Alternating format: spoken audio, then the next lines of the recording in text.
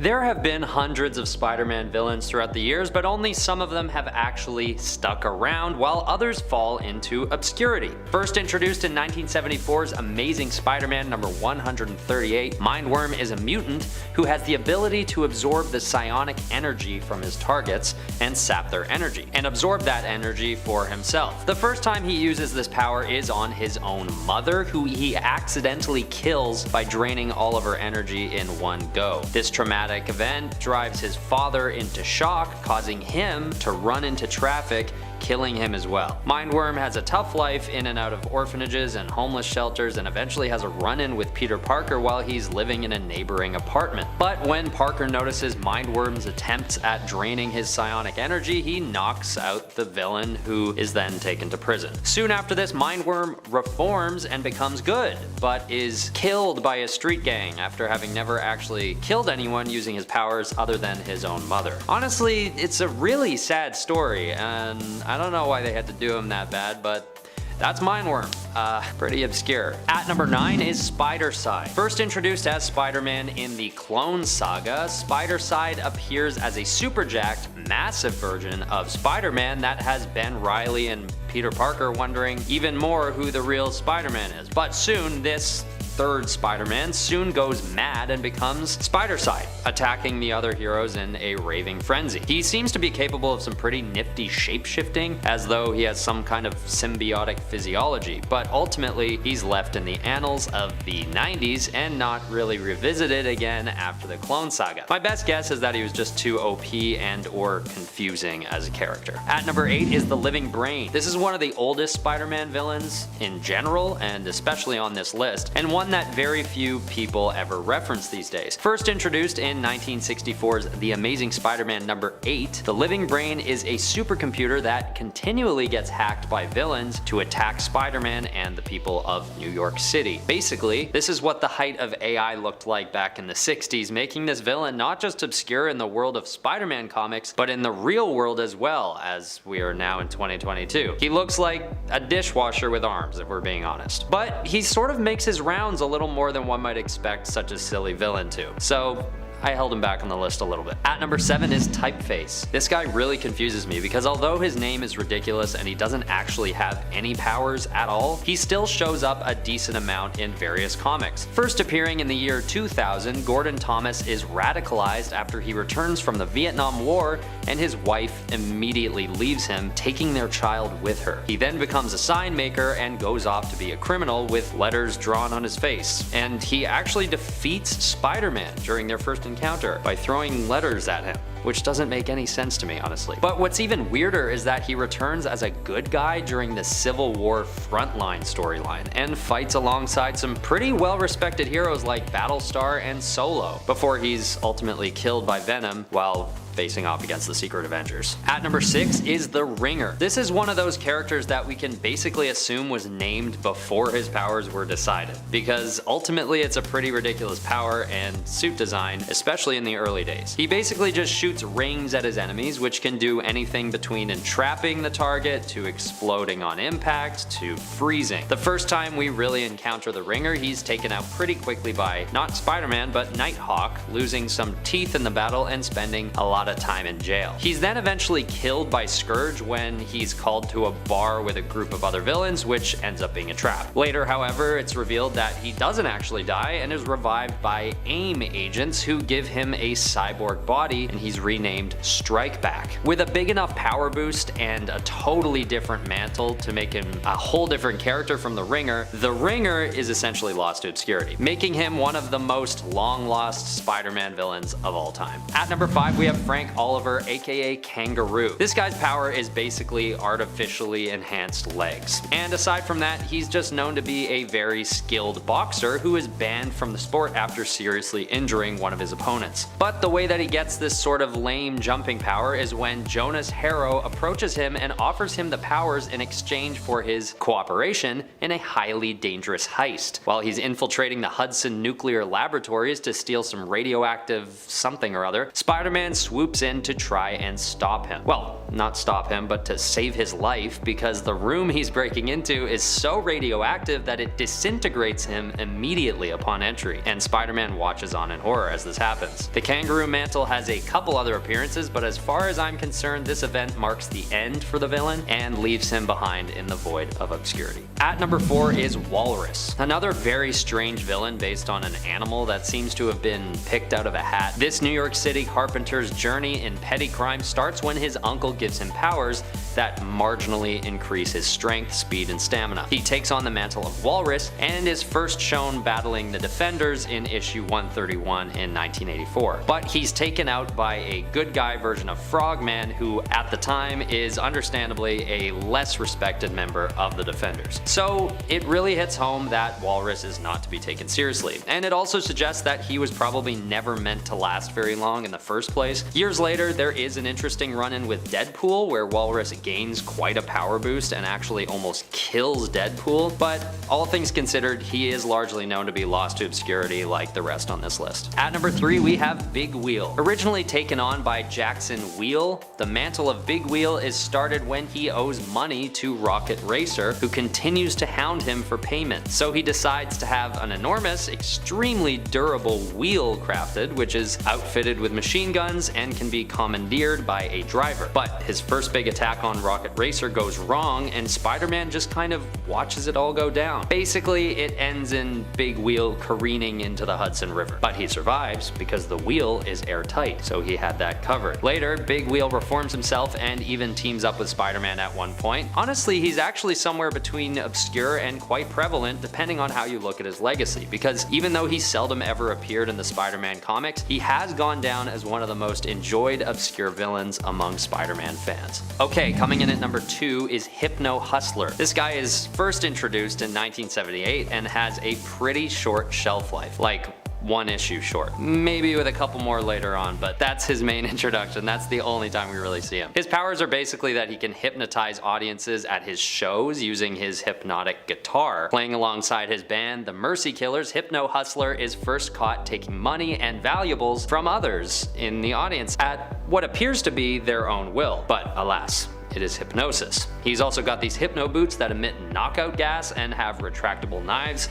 built into them as well. It's fair to say that this villain doesn't last very long and is sort of left in the dust after this first encounter with Spider-Man. Later, Hypno Hustler has a brief stint with Villainon, which is Villains Anonymous, where he tries to reform alongside the likes of Armadillo and Big Wheel himself. But that's basically it. At number 1 is Video Man. This guy's a double whammy because he is himself a rather obscure villain, all things considered. But also the technology that this character was designed in reference to is also obscure in itself, so I felt I had to put him at number 1 on the list. In fact, Video Man was abandoned so quickly by writers that his origin story is never even revealed. First appearing in the first issue of 2006's Spider-Man Family featuring Amazing Friends, he is quickly taken out after his first encounter and reduced to a little processor unit, which Spider-Man says he keeps in his freezer until, I guess, the present day, so as not to reawaken Video Man. What strikes me as strange about Video Man is that he was conceptualized in 2006, but his style is clearly referential to video games or maybe TV from the 80s or 90s, so just a total miss all around. And we're yet to see him again after his first fateful encounter in 2006. Number 10, Mr. Fear. Zoltan Drago was the owner of a failing wax museum who was trying to create a chemical that would bring his wax sculptures to life so that he could create his own private army. Unfortunately for him, his plan to have an army of wax celebrities would not come to pass because, you know, that's not how chemistry works. However, in his attempts, he did inadvertently manage to create a chemical that could be used to fill any foe with indescribable fear. So he said, meh, close enough, and he developed a gas gun that could shoot this formula, and he became Mr. Fear, presumably because Scarecrow was taken. He fought Daredevil a few times, making Matt have to live up to the moniker of the Man Without Fear. He was later killed by the villain Samuel Saxon, who took up the Mr. Fear mantle before he died and became the robotic villain Machine Smith. When this happened, Matt Murdock's rival from law school, Larry Cranston, became the third and current Mr. Fear. Number 9, the Jester. It's difficult to break into acting. It's a tough industry, as Jonathan Powers discovered. After years of struggling, the egotistical actor was cast in a production of Cyrano de Bergerac, but his performance was not well received, and he was booed by audience members, panned by critics, and fired after the show's opening night. After this, he decided to learn as many skills as possible to make himself a more versatile and hireable performer, taking up bodybuilding, gymnastics, and fencing, just to name a few skills. Perhaps due to his mammoth ego, he refused to take any actual acting lessons, and as a result could only find work on a children's show where he was constantly having pies thrown in his face. As all actors do, he eventually went insane, and with the help of the Tinkerer became the supervillain known as the Jester. He has gone on several bizarre crime sprees, such as when he used fake newscasts to convince people that JFK was alive and that the Vietnam War never occurred, which was probably written to be a goofy scheme back in the 70s, but in today's climate is just sad because it would probably work. He has tangled with Daredevil several times over the years, although he did retire for a time after successfully impersonating a famous actor named Benedict LaForge and performing the role of Cyrano on TV in Daredevil number 218. He actually did very well with the part, and this seemed to give him some much needed closure, although he did eventually return to a life of crime. Number 8.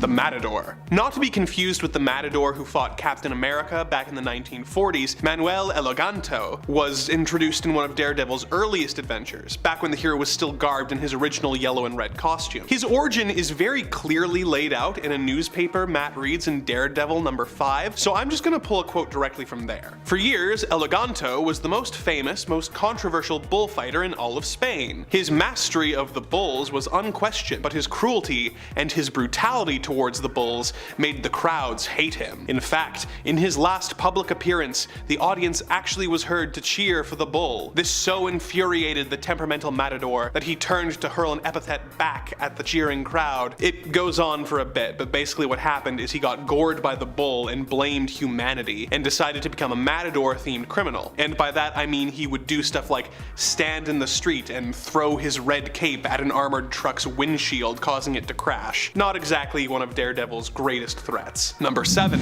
Stiltman. First appearing in Daredevil number 8, Stiltman was a scientist named Wilbur Day who stole the plans for a hydraulic ram device in order to create telescopic metal legs, which allowed him to tower above the people of New York as Stiltman. He used the power of being tall to attack the scientist, Carl Caxton, multiple times in hopes of stealing the scientist's shrink ray. On one of those occasions, he hoped to use the device to shrink the Golden Gate Bridge, but was defeated by Daredevil and Black Widow. Surprisingly, the ability to be tall has not made Stiltman an effective supervillain, and he has been defeated with relative ease by multiple heroes in the Marvel Universe. Number 6. Bushwhacker. Although he was originally a Catholic priest, Carl Burbank renounced his vows upon the death of several of his young parishioners. In what may just be the most extreme career pivot in history, he joined the CIA, where he got a cybernetic arm that he is able to transform into a gun. After leaving the CIA, he became a freelance assassin who specialized in killing his targets in artistic and aesthetically pleasing ways. He has fought against Daredevil and other heroes such as Wolverine and the Punisher, and has worked for a variety of employers including the Kingpin, the Hood, and the US Hulk operations. He's been a consistent presence in the Marvel Universe over the years, but is rarely the main villain, usually working as a pawn in a more prolific villain's schemes. Number 5. Ikari. During Mark Waid's excellent run on Daredevil, Bullseye was confined to an iron lung after being defeated by Daredevil. He had Lady Bullseye hire a new threat named Ikari to kill his rival. Bullseye had Ikari experimented on with the same toxic waste that gave Matt his abilities, and had him trained to be just as effective a fighter as Matt. In their first encounter, Ikari lured Matt to a warehouse and confronted him dressed in Batlin Jack Murdoch's old robe and a costume modeled after Matt's original yellow and red number. They fought to a standstill, and Matt tried to negate Ikari's radar sense by turning on the building's sprinkler system, only to learn that although he had radar sense, he was not blind. He could have killed Matt, but he decided to let Matt live in fear of his eventual death at his hands. The two fighters got their rematch when Ikari was hired by the Kingpin to fight Murdoch to the death. Kingpin had Matt's loved ones kidnapped and informed Daredevil that if he won the fight, he would have one of his loved ones executed. Daredevil and Ikari fought for hours until the Shroud intervened and seemingly killed the assassin. The body disappeared soon after, but his severed head was later seen as a trophy in Kraven the Hunter's island hideout in Captain America number 697. Number 4.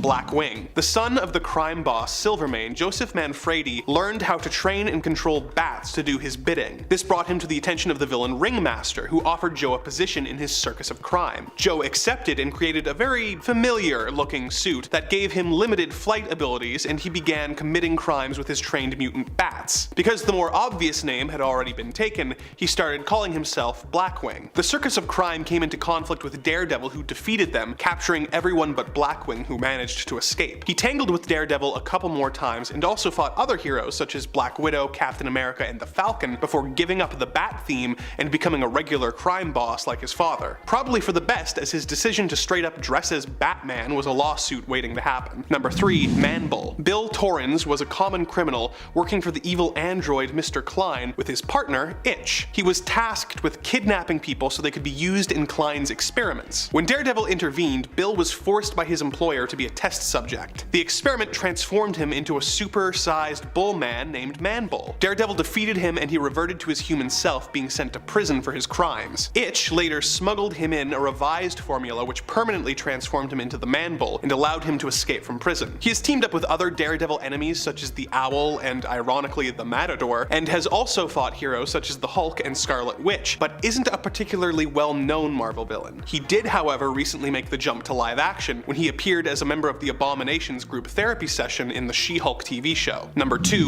Robert Goldman. Robert Goldman was a classmate of Matt Murdock and Foggy Nelson at Columbia Law when they were all training to be lawyers. He would go on to become the assistant district attorney and was the lawyer who arranged the deal which allowed Daredevil to keep his secret identity in exchange for a guilty plea when he was on trial for murder. It was later revealed that he is actually Matt's guardian angel who has been manipulating the horrible events of Matt's life in order to make him a better hero. He has claimed responsibility for the death of Elektra's father, causing Matt's stint in prison and influencing Elektra's death at the hands of Bullseye. He also influenced and helped the FBI agent who revealed Matt's identity back in the Bendis run, sent Typhoid Mary to the Kingpin, and caused a train explosion that almost caused the death of Matt's girlfriend, Kirsten McDuffie. This is a very recent development in the Daredevil canon, so we have yet to see how valid these claims are, or how much of an impact this villain will leave with readers, but their confrontation has certainly left the Man Without Fear shaken to his core. Number 1. Death's Head. The father of longtime Daredevil love interest Karen Page, Paxton Page was a famous scientist who created a cobalt bomb. When he refused to sell the bomb to anyone, including the US government, he was called a traitor and became a recluse, living with his wife Penelope out in their creepy old mansion. He continued to experiment with the radiation and developed powers which allowed him to manipulate cobalt radiation, being able to form and throw fireballs at his enemies. He was driven mad and began dressing as a figure from Karen's childhood nightmares, wrapping himself in bandages and wearing a skull-like mask. He developed a formula which turned everything but the bones on his horse invisible and began haunting the grounds of his mansion like a Scooby-Doo villain. While fighting Daredevil in his secret laboratory, a vat of molten cobalt tipped over and almost killed his daughter. He regained his senses for a moment and pushed Karen out of the way, getting caught in the spill himself and killed. He was only featured in 2 issues of the comics, Daredevil Volume 1 issues 56 and 57, but given how things ended for his daughter, a story featuring him returning for revenge on Daredevil could be a lot of fun. Number 10. The Red Barbarian. What better sign of the times than having an increasingly stereotypically generic communist Russian general as a villain? At least they gave him a unique name. The Red Barbarian was a general in the USSR Army named Andrei Rostov, and along with his generic name, he was generically evil, wore generic medals on his generic brown fatigues, and drank a lot of very generic Russian party beverages. The Barbarian never really even engaged Stark directly. He mainly sent incredibly generic spies to go and steal some generic plans from the guy. And to just add to the icing on the cake, when the one interesting spy, the actor, managed to actually succeed in his mission, Andre didn't believe him and had taken him out. Andre did not believe him and had him taken out. He eventually just became another generic Russian guy taken out by the Winter Soldier. What a waste. Number 9. The Freak. Some of you may be surprised to learn that the Freak was actually Iron Man's best buddy, Happy Hogan. In some earlier Iron Man stories, Happy Hogan accidentally absorbs a large dose of cobalt radiation radiation thanks to the Unnervator. This made him several times more powerful, which I gotta let you know is not how that works. Please do not irradiate yourself for superpowers. It will not go well. Nevertheless, in this form, he could discharge blasts of cobalt energy from his hands, had superhuman durability and strength, even becoming bulletproof, and he continuously radiated lethal levels of radiation which could have resulted in a nuclear explosion. Unfortunately, he was also just cray with this power, turning him into the Freak. Iron Man chased him and managed to lure him to his factory, where he tricked him into walking into a maximum power burst of the Innervation Intensifier, hoping it would turn him back to Happy Hogan, which it did. Number 8. The Unicorn. The Unicorn suffers from having probably the least threatening of names, and honestly, when he first appeared in Tales of Suspense number 56 in May of 1964, Milos Masaryk, which is how I'm hoping you pronounce that, was just a Soviet agent assigned to security duty for a bigger bad, Anton Vanko, who eventually became the Crimson Dynamo. Dynamo's second finished project was a helmet with radiation beam weaponry called a Power Horn. Vanko offered this invention to Masaryk and taught him how to use it. So, yeah, the Unicorn was essentially another villain's lackey, but he did eventually get enhanced with superhuman strength and stamina, not to mention near impenetrable skin. He also eventually turned the helmet weaponry somehow into a third eye that can fire energy beams. It looked much cooler, I'll agree, but he was kinda crazy and he still kept on just being muscle for other villains, last of which would be Korvac. Number 7. Mr. Doll. Look, sometimes Marvel had to get really creative in their earlier days. They were still figuring out what worked and what didn't. I'm not saying that Mr. Doll, aka Nathan Dawley, who appeared in Tales of Suspense number 48 in 1963, didn't work. Okay, yeah, that's kind of what I'm saying actually. Yeah. The concept is actually quite a familiar one, almost like it's been done before by another comic book company. Dwarf Dolly came into possession of what was essentially a voodoo doll that could be shaped into whoever he intended the victim to be, and he got really good at reshaping it, using the doll to inflict pain on businessmen until they handed over their companies to Dolly himself. He came into conflict with Iron Man, and he did actually defeat the hero the first time, but we all know that isn't going to last, and somehow Iron Man used an energy blast to make the doll resemble Nathan himself, and the villain's attack backfired. He then got his mind implanted into two mannequins who took themselves after the Brothers Grimm, and I don't think any of us were expecting that one. Not at all. Number 6. Gargantus. Gargantus was Iron Man's first real opponent after his origin story in number 39 of Tales of Suspense. For the follow-up, number 40, Marvel decided that his next adversary would be a gigantic robotic Neanderthal constructed by aliens who traveled to Earth 80,000 years ago. I guess these Goomba-looking aliens saw Neanderthals and thought that would make an excellent robot. And for those nearly 80,000 years, they didn't change the robot one bit, because when two of those aliens came to Earth in the modern day, they brought the club-wielding Gargantus with them to lead the attack. Now, he did have mesmerizing abilities, which he used to force the citizens of Granville to build a wall around the city. Unfortunately though, for Gargantus, one of those citizens had a literal date with Tony Stark, and so he went to investigate, eventually defeating the robot with incredibly powerful magnets that ripped it apart. Number 5. Spymaster. While other obscure villains tread into the realm of ridiculous and hilarious, Ted Calloway, or Spymaster, is just plain awesome. He has actually been a thorn in the side of Tony Stark, breaking into Stark Tower multiple times. In one arc, he was the one who put together a team of other underutilized Iron Man rogues, including our buddy Unicorn, and breaking into Stark Tower, stealing some of Stark's tech. He was even able to steal tech for Justin Hammer, which was the spark for the awesome Armor Wars story arc. He has eluded capture multiple times and even let the world believe he was passed away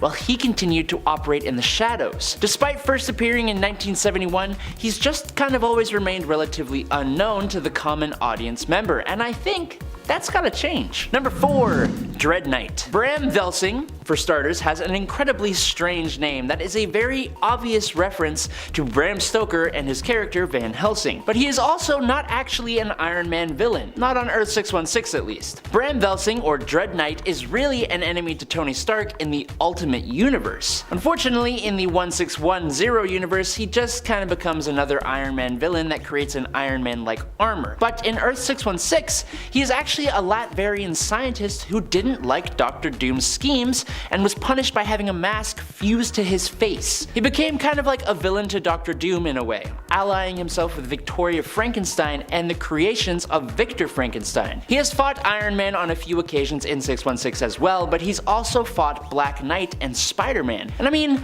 an armored up man with a cool mask wielding a super cool lance riding a black winged horse? It's actually pretty cool. Number 3, Controller. I don't know what it is about Iron Man, but so many of his villains, even the obscure ones, are actually really neat. Granted, some are just dudes in suits, but what's cool is that for the most part they are other scientists or regular dudes who elevate themselves to something more. Controller is a prime example. Basil Sandhurst developed himself an exoskeleton to allow him to move and function after a terrible chemical accident. But with this tech, he also developed the ability to siphon and use the mental energy of others to control them and read their minds. Eventually, this technological ability became one he just possessed on his own, and it's caused him to go up against some real heavy hitters, including different iterations of Captain Marvel. But he will always hold a feud against Iron Man, Tony Stark, for all the times the Golden Avenger has defeated him. Number 2, Arsenal. Arsenal may actually be known to Iron Man readers. Originally, Arsenal was actually a creation of Howard Stark, Tony's father. It was a prototype robot weapon created by Howard during the Cold War. Now there are actually 2,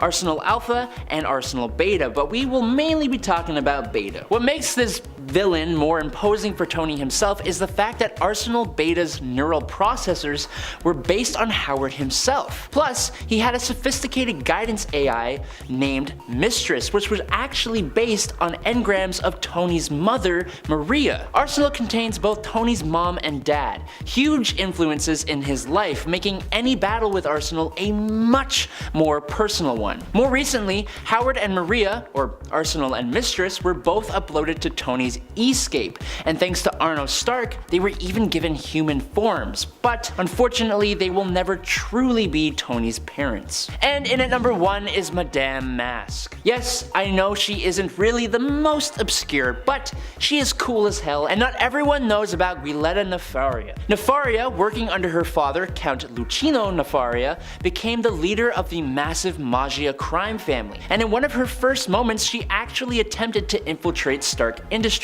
by charming Jasper Sitwell. Only, she actually ended up getting feelings for him and then got into an accident that disfigured her, which is when she got the golden mask that granted her the name Madame Mask. She has remained a villain to Iron Man for a long time, playing a bit more of a hands-on part, although behind the scenes in Dark Reign and Secret Invasion, which is where she developed a relationship with the villain, the Hood. She remained a decent level threat for a long time, even fighting Moon Knight and Hawkeye, and there was also a point where she acquired a number of magical artifacts that gave her actual power outside of the Magia. Thanks to her less than ideal relationships with Midas, Jasper Sitwell, Tony Stark, and her own father, plus her incredibly hard childhood and facial disfigurement, she is an incredibly compelling character with depth many other somewhat obscure villains just can't match. Number 10, Donald Blake. Donald Blake may be one of the characters fans of Thor in the comic are most familiar with of those on our list. He has made more appearances than others for sure, but he is better known in the comics as a version of Thor and later as his ally as opposed to his enemy. Donald Blake sort of used to be Thor, but then he became his own separate entity, but then he still helped Thor. However, in recent years, Donald Blake has become the enemy of Thor after he was locked away in a fantasy realm. Having learned the truth of his false existence there, he called to Thor for help, but when Thor never answered, Blake began to unravel, believing that Thor had abandoned him. He started to strike out first at those who he could, the fake beings living inside inside the dream reality with him. But once free from reality and back in the real world, Blake came after as many Thors as he possibly could as he sought revenge. Blake vowed to destroy all who did or had carried the mantle of Thor. And friends, before we move on to our next spot on this list, if you love what we do here at Top 10 Nerd and you love obscure Thor villains, be sure to let us know by clicking that like button on this video.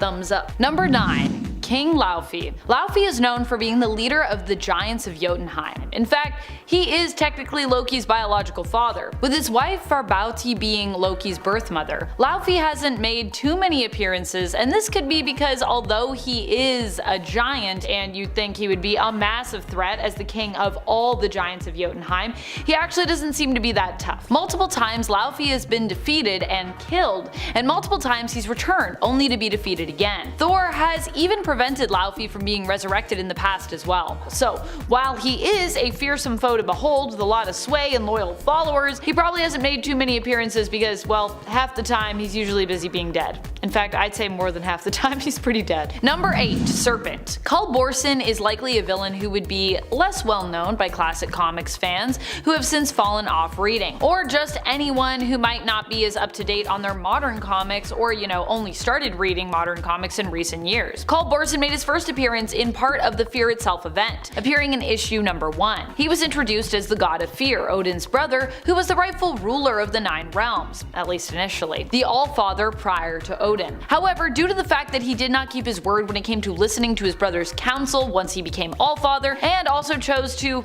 rule with fear, he ended up being usurped. Odin could not bring himself to kill his brother and so decided to seal him away deep beneath the ocean. Typical Odin move in my opinion. The reason we never saw Kull until 2011 in the comics was because of his origins, with him being imprisoned for eons. He only emerged during Fear Itself, but was of course defeated and later was killed again during War of the Realms. He's definitely spent more time dead than alive in regards to Thor's overall narrative in the comics. Number 7. All Black. While Gore is likely well known now thanks to his appearance in the Marvel Cinematic Universe, the MCU, the All Black has yet to be introduced to us yet. Nor its creator, Null. These two characters might be more elusive to fans who have not dived deep into the well of comics. The All Black is basically like Venom, a symbiote, and in fact the first symbiote ever created by Null, the god of symbiotes. The All Black Necrosword ended up being retrieved a long time ago by Gore, the God Butcher. Well, Gore and then he became the God Butcher, who used the All Black as an instrument of vengeance, possibly even becoming corrupted by its dark influence somewhat, because that's kind of a thing it does. He used the sword to defeat the gods in an effort to rid the universe of gods entirely, which is how the All Black became the enemy of Thor. Eventually, the All Black bonded fully with Gore, allowing him to resurrect even after he was killed. Both the All Black and Gore would be defeated by a team of Thors, but the symbiotic sword would later return in the future when King Thor was also faced with fighting Galactus. Thor would actually use the All Black in the fight, joining with it, and it would use him to get to Galactus, who the All Black would later bond with, turning Galactus from the Devourer of Worlds into the Butcher of Worlds. Number 6. Curse. Curse is Algrim the Strong. He was one of the Dark Elves who served Malekith, but was later betrayed by him. Due to the extent of his injuries, however, Curse could not quite remember exactly what had really happened to leave him in such a fatal state, leaving him to believe that Thor was fully to blame, with Thor being the only person who he could remember was really involved at all. Curse's hatred for Thor was so powerful that the Beyonder sensed it and paid Curse a visit, deciding to grant him immense strength in addition to healing him. As such, Algrim became even stronger than ever and adopted the mantle of Curse, setting out to hunt down Thor. However, Curse would later remember the truth of Malekith's involvement in his initial demise and would later turn on him instead. Because yeah, Malekith kinda messed him up there. Number 5. The Midgard Serpent. While Jormungand is known for being an iconic Thor villain in terms of mythos, the serpent does not appear that much. In fact, Carl Borson's serpent, Thor's uncle, is probably more well known as a villain, and even he only really showed up a few years ago in the comics, first appearing just over a decade ago in 2011 in Fear Itself. Oddly enough, although not his uncle, Jormungand is another serpent who also happens to be related to Thor as well, being rumored to be his nephew, the son of Loki and Angrboda, both frost giants. Because Jormungand was believed believed to be a future threat to the gods of Asgard. He was banished, sent to the depths of the ocean on Earth, becoming known as the Midgard Serpent, with Midgard being the name that Asgard uses for the realm of Earth. And that's apparently where serpents go. Number 4. Curse. There is not only one curse, but actually two in the comics. For a time, Lady Waziria took over as the new curse. Initially, she was a dark elf who, after being betrayed by Malekith herself, became his enemy, seeking revenge against him. As such, she joined up with the League of Realms, heroes from the 9 realms who had banded together to hunt down and apprehend Malekith. There's the 10 realms now, but it might have been the 9 realms only at that time. Later, Malekith would actually capture Waziria and force her to become the new curse, taking Algrim's place. However, she was only cursed for a few years, from 2017 to 2019 in the comics, so some might not remember this, and considering how Curse is pretty much fully covered, some may have not even known that this version of the villain was Lady Waziria herself, because we don't really see much of her face or anything. Number 3. Those who sit above in shadow. To really understand the cycle of death and rebirth and why it happens is to know those who sit above in shadow. At least the cycle of death and rebirth as it applies to the Asgardians and the Norse gods. And also you have to be pretty deep in the Thor mythos to know of those controlling villains. They are beings who apparently orchestrate the death and rebirth of the gods, feeding off the energy of mass destruction and world-devastating events like Ragnarok. Thor himself was actually a part of Odin's plan to defeat those who sit above in shadow,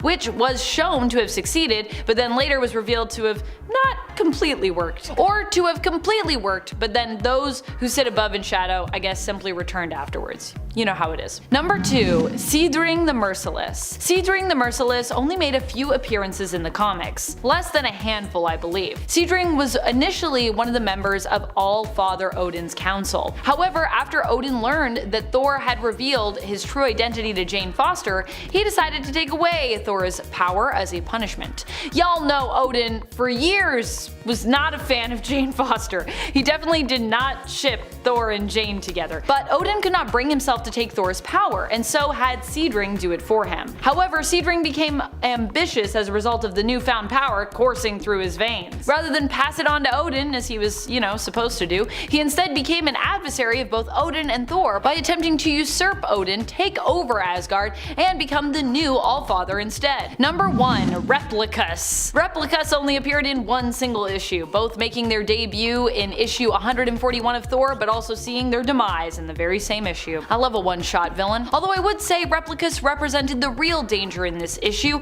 Replicas was not alone when it came to their villainy. In fact, Replicas, also known as Replica Model X3, was actually an android created by the alien inventor Chutta. Chutta's secret mission was to prepare Earth for an invasion, and they created Replicas in the hopes of creating chaos on the planet's surface. The mob boss, Slugger Sykes, what a name, hoped to use Replicas, going into business with Chutta in the hopes of acquiring his own personal army of androids. However, when Slugger learned of Chutta's true intent, it put the two villains behind Replicas at odds with one another, and instead they kind of turned on each other.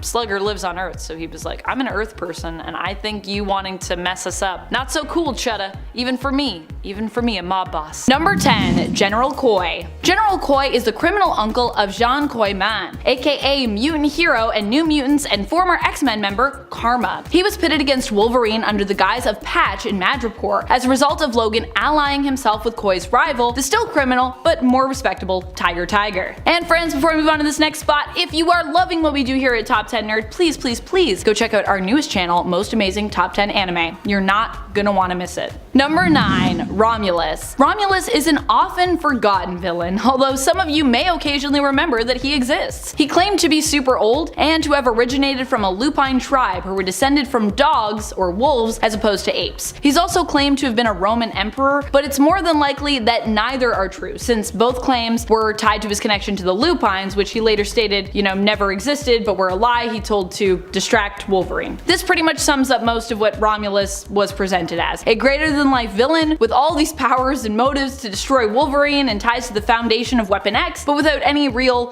foundation from him to work from, as many of his loose ends ended up kind of like dropped and not really going anywhere. Number 8. Roughhouse. Roughhouse is definitely a lesser known villain, though maybe one of the more well known of the obscure villains on this list. I love his story with Wolverine. Although he starts out as a villain and a brute, he later kind of becomes Wolverine's ally after he was sold off by General Koi to be used for experimentation, which is pretty messed up. Even Wolverine felt bad for this guy, despite being his rival and him being an enemy to him on Madripoor. Wolverine decided to go after him and as such became embroiled in a major political conflict in Tierra Verde. Not to be confused with Terra Verde, a different republic that also exists in Marvel Comics. Yeah, I know. That's a lot. I just realized that myself and I was like, wait, these are two different places. Despite Roughhouse saving Wolverine though and becoming temporary allies, Roughhouse would go back to being a straight up villain of Logan later on. Number 7. Bloodscream. Although close to being tied in appearances with Roughhouse since they generally appear together, Bloodscream is slightly more niche than Roughhouse, but only slightly. He is the main partner to Roughhouse, the one he returned to after seemingly appearing as an ally and friend of Wolverine after he and Sister Salvation saved his life, cleansing him of the spore infection he'd received thanks to Geist's experimentation on him in Tierra Verde. Bloodscream, however, never had such a redemption arc. He possesses vampiric abilities which are tied to mysticism, having been cursed by Dagu, a healer who cast an eldritch spell on him while he was on the brink of death. Instead of bringing him back to life, the spell actually caused him to remain trapped between the state of life and death. He became an immortal creature who fed on the life force energy of others through touch. Bloodscream and Roughhouse would become partners and would be employed by multiple different criminal organizations and bosses, often being pitted against Wolverine. Number 6. Dirtnap. Dirtnap is a weird character, but one who kind of has a beautiful story. Dirtnap originally appeared as one of Genesis's Dark Riders, Tyler Dayspring's Genesis, just to be clear. Dirtnap was a mutant who had an ability where he could absorb beings into himself, thereby adopting their form. However, you would know it was Dirtnap because of a red smiley face that would often appear somewhere on him, usually on his clothes or, on his body while in that form. While fleeing from Wolverine, however, who he'd been going up against at the behest of Genesis to try and capture, he absorbed a rat and kind of became stuck or otherwise just preferred this form, keeping it. Dirtnap would later on actually end up joining the X-Men, befriending Generation X, and even sacrifice his own life to protect them. However, we are now in the time of mutant resurrection, and more recently in the 2022 series of Marauders in issue number 6, Dirtnap was actually spotted spying on Lockheed, who was in turn spying on villain Brimstone Love's Theater of Pain. When Dirtnap had turned good, his smiley face had actually changed to yellow, but when we recently spotted him, his smiley was back to red. So what does that mean? Seems like he's evil again. Number 5. The Red Right Hand. The Red Right Hand was an organization that was brought together by one thing each member shared in common: their hatred of Wolverine. This is because in some way, as each member saw it, Wolverine was to blame for some great misfortune that had befallen them. The Red Right Hand, however, acknowledged that Wolverine was unkillable, basically thanks to his healing factor, so they came up with a better plan in regards of how to best deal with him. Their plan was to send his soul to hell for all of eternity, trapping him there. The Red Right Hand allied themselves with Daken and Mystique to enact their plan. However, Mystique would later turn on them when she found out all the details that their plan entailed, and thought even for her it was pretty awful. In the end, although they didn't trap Wolverine's soul in hell for all of eternity, their plan did succeed. And even worse, they were left with their final say, as they took their own lives rather than surrender to Wolverine or allow him to get revenge by killing them. Number 4. The Mongrels. The Mongrels were a team assembled by the Red Right Hand to seemingly take out Wolverine. They were brought together by and trained by none other than Daken, the son of Wolverine, who now goes by the name given to him by his adoptive parents, Akihiro. Daken trained the Mongrels but never really expected them to succeed in defeating Wolverine. This is because it was all part of the Red Right Hand's master plan that they lose, or well, win or lose against Wolverine, that the Red Right Hand would win as a result. Because the Mongrels were actually a team made up exclusively of Wolverine's kids. These were the kids that Wolverine didn't know about or that he forgot due to his memories in general being kinda like a mess. Kinda because of his healing factor and such. Only after Wolverine defeated them, killing them, did he learn the truth about each and every member of that team. Number 3. Charlie Chainsaws. He's a real guy. He's about as ridiculous as he sounds, but also about as terrifying as he sounds too. Charlie Chainsaws appears in Wolverine Weapon X, where he's one of Dr. Rotwell's patients in later experiments. Charlie Chainsaws was locked up in the Dunwich Sanatorium because he liked killing people with chainsaws. To make him even more deadly, Rotwell decided to therefore give him chainsaws for hands. This didn't make him a very quiet or tactile killer, but it did make him a very bloody one. Eventually, Wolverine would escape the sanatorium, but so would Dr. Rotwell and his beloved experiment experiment, Charlie Chainsaws. Number 2. Spore. Spore was apparently a super ancient evil that was created by the Deviants way back as a weapon to be used against the Eternals. However, Spore didn't just do harm to Eternals, but kinda to all living things it came in contact with. As such, Spore was condemned by the Celestials and killed, or at least defeated, long ago. Or so they thought. While destroyed, Spore lived on in the soil where he was defeated. Eventually, through this soil, he was able to return through substances that were grown in it, and used for experimentation on people, like Roughhouse. In fact, Roughhouse ended up infected and had to be saved later on by Wolverine as a result. Wolverine and his mutant friend Bandera ended up fighting against Spore with some help from the people of Tierra Verde and Sister Salvation, who possibly herself was a mutant, although we're a little unclear on that. While defeated, a small piece of Spore would apparently survive, having resurfaced this summer somewhat randomly in an Iron Man comic. Apparently that happened. Number 1. Snow Queen. Snow Queen is someone who I initially thought was going to be revealed as Emma Frost when I first read about her, based on her appearance in issue number 24 of Wolverine from the 1990s. I mean, she kinda looks like Emma Frost, right? Like, I read it and I was like, is that Emma Frost? And then I was like, no, this is totally different character, Snow Queen. And yet, she is not Emma Frost. She is her own character who just happens to share a bit of a resemblance to Emma. Her real name is actually Bridget Leahy, and she has powers that allow her to create kinda like TV static, but in your brain. They're described as being telepathic snow powers. They basically make your mind foggy and make it hard for you to focus if you happen to be within range of her power. She did not last very long, dying in the same issue she first appeared in. So that's the end of Snow Queen. For now. 10. Unus the Untouchable. Unus the Untouchable. What a wild character. An oldie and a goodie. Unus actually first appeared back in the original X-Men run, making his first appearance back in X-Men issue number 8, which after hundreds of X-Men issues is pretty old at this point. Unus himself is what he sounds like. His mutant powers allow him to become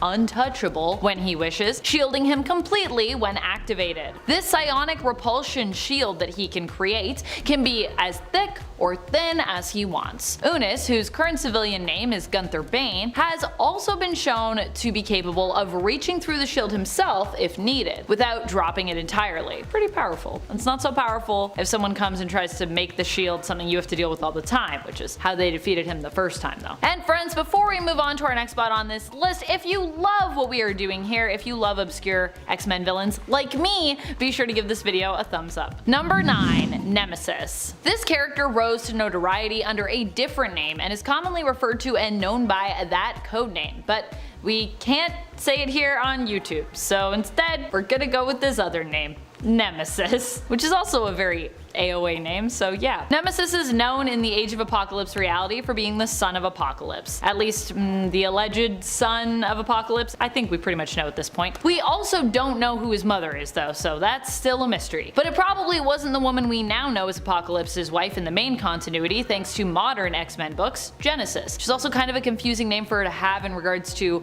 Apocalypse's and X-Men history, but anyways. Nemesis, being an ally and horseman of Apocalypse, ends up being a major antagonist and problem for the X-Men in this universe, who are led by Magneto, as Professor X is dead in AOA, which is kinda, you know, what helped bring about this whole dread alternate reality of Earth 295, aka Age of Apocalypse. Number 8. Dark Riders. Oh boy, the Dark Riders. What a weird group. No wonder we haven't seen them that much. The Dark Riders are believed to be Inhumans who for some reason allied themselves with Apocalypse, seemingly believing in his vision of a mutant-dominated world and his ideology of survival of the fittest. I don't know how Apocalypse convinced them that this was a good idea, but they do seem to be pretty into it, I'd say, so I gotta assume that he was just like really persuasive and didn't just straight up threaten them. But still, it's a whole weird thing. The Dark Riders, they're weird. The original roster included team members Foxbat, Gauntlet, Tusk, Hard Drive, Synapse, and Barrage. I mean, I feel like that also just says it all. Listen to those names.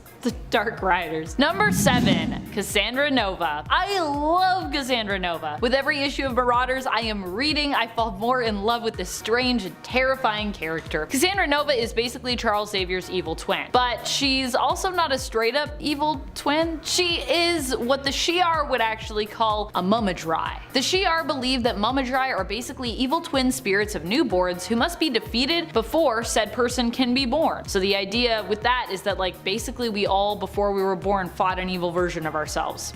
They serve to represent the exact opposite of everything that we are. So in the case of Xavier, who is often presented as being a pretty good guy, though you know, not always, Cassandra is pretty evil in comparison. While Xavier did successfully defeat her before he came into the world with his telepathic mutant powers manifesting while he was in the womb, because of his own psionic potential, Cassandra herself was powerful enough to survive this and eventually would return years later to fight against Xavier and his beloved mutants. Although, in being Charles's twin, she herself is also basically a mutant, so yeah. She's a mutant, but she's also mama dry. Number 6. Nimrod. If we're talking about the new Nimrod, he is well known thanks to the current era, but even he is still somewhat obscure as an X-Men villain, considering that, you know, he hasn't been around for too long and only appears in a few issues at this point. However, even going back and talking about the more famous Nimrod from the Days of Future Past reality, for those who are not familiar, this could actually still be a version of the character who is considered obscure. The main Days of Future Past reality is often considered to be Earth 811, which is where Nimrod hails from. Here, and even in the current main timeline of Earth 616, Nimrod is considered to be a super sentinel, a super advanced mutant killing and detecting machine. So if you thought the Sentinels were bad, woo, wait till you meet Nimrod. He's crazy, even though his name is kinda dumb. That's why I love him though. Number 5. Harold Leland. Despite having recently returned, Harold is usually someone often left out when it comes to his involvement with the previous villainous group known as the Hellfire Club. Or well, you know, he's kind of more, he's like on the side. Like Harry's there, but maybe in the back. Well, really, the Hellfire Club has become two different entities at this point now as well, with one remaining pretty villainous and the other being a somewhat altruistic Krakoan-based business known as the Hellfire Trading Club. Prior to Harry's resurrection on Krakoa though, he was a pretty bad guy and member of the Hellfire Club, back when it was made up of villains, before it was, you know, just about business and mutants and all that stuff. Throughout many of his Hellfire days, Leland was often seen as the right-hand man to more well-known mutant villain, Black King of the Hellfire Club, Sebastian Shaw. And those were also back in the days when the Hellfire Club just wanted to like rule the world. Although who knows, maybe the trading company does want to rule the world. That would be an interesting twist. Number 4. Charles Xavier II,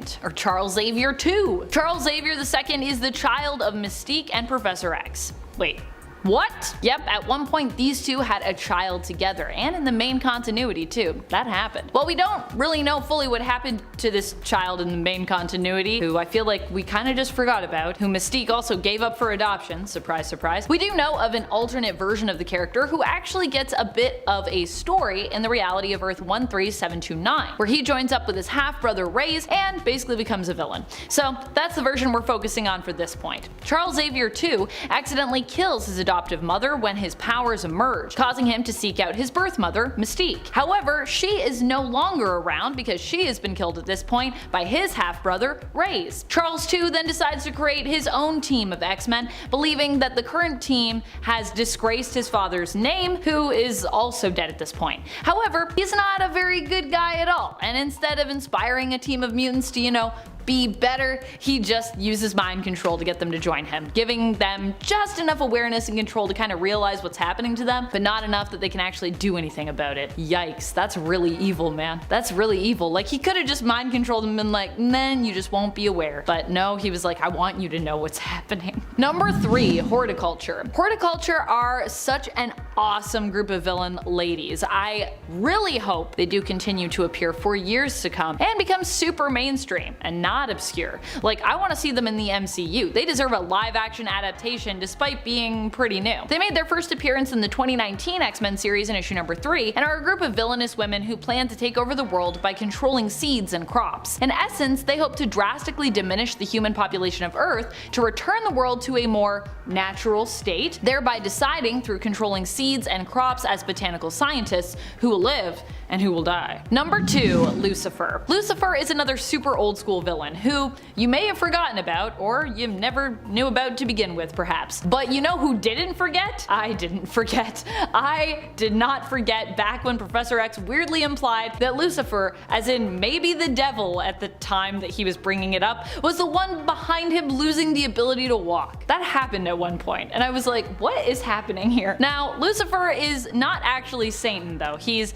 not not that Lucifer. He's actually an alien from outer space. I don't think it makes it better. Lucifer is a Quist from the planet Quistelium. He originally came to Earth to conquer it, but was foiled by Xavier, so he basically dropped a big rock on him. I'm not joking, that's pretty much what happened. Although initially implied to maybe be the devil, we later learn he is just a super advanced and intelligent alien dude. Though not too intelligent, because you know, the X-Men do defeat him. Number 1. Cordyceps Jones. Cordyceps Jones is one of the newest villains to pester the X-Men. He actively fought against the most recently retired roster in the current run, before Forge, Firestar, Iceman, Magic, and Havoc joined the team. Cordyceps Jones, however, only recently went up against the X-Men, having targeted Earth by putting a bounty on it after encouraging people to gamble on its destruction at one of his massive cosmic casinos, Game World. Prior to that, he made his first appearance in the 2017 Rocket series in issue number 4, which is also why Rocket was the one to help the X-Men with finding Game World and infiltrating it. Thankfully, they had a direct link to him through a team member at the time, Rogue, whose husband Gambit is a fellow friend of Rocket's through their shared love of gambling. We also learned in their pursuit of Game World and Cordyceps Jones that Gambit's secret nickname for Rocket is Small Blind.